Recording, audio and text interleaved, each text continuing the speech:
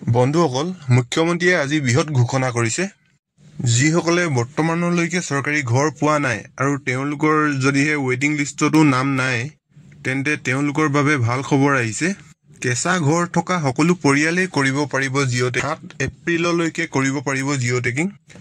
যিহেতু মুখ্যমন্ত্ৰীয়ে কৈছে যে 27 তাৰিখলৈকে জীৱিকা সখী বাইদেউসকলে জিঅ' টেকিঙৰ কাম কৰিব।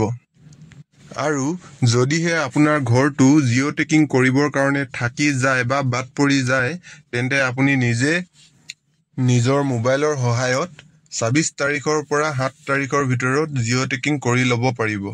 মাত্ৰ এটা চেলফি তুলি নিজে নিজৰ ঘৰটো জিঅ' টেকিং কৰি ল'ব পাৰিব। কেনেকৈ নিজে জিঅ' টেকিং কৰিব মই নেক্সট ভিডিঅ'ত জনাই দিম। কেনেকৈ নিজে জিঅ' টেকিং কৰিব মই সম্পূৰ্ণ জনাই দিম। মাত্ৰ আপোনালোকে চেনেলটো ছাবস্ক্ৰাইব কৰি ল'ব আৰু ভিডিঅ'টো ভাল লাগিলে লাইক এটা কৰিব, কমেণ্ট কৰিব, শ্বেয়াৰ কৰিব।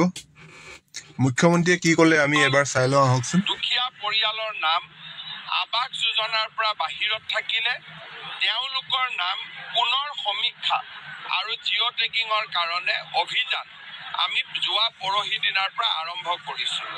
জীৱিকা সখী বাইদেউসকলে এই অভিযান আৰম্ভ কৰিছে। 27 তাৰিখে এই অভিযানৰ সামৰণি পৰিব।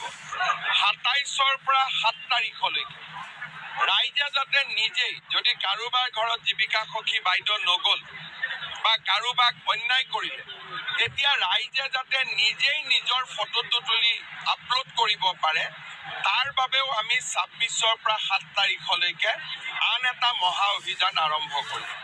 তাৰ পিছত যাৰ সঁচাকৈয়ে কেঁচা ঘৰ আছে, প্ৰত্যেকগৰাকী মানুহৰ নামে আমি লিষ্টত সন্নিৱিষ্ট কৰিম আৰু পৰ্যায়ক্ৰমে তেওঁলোকক ঘৰ দিয়াৰ ব্যৱস্থা কৰিম। মোৰ আন্দাজ 26 লাখ মানুহে ঘৰ পালে অসমত আৰু যদি 10-15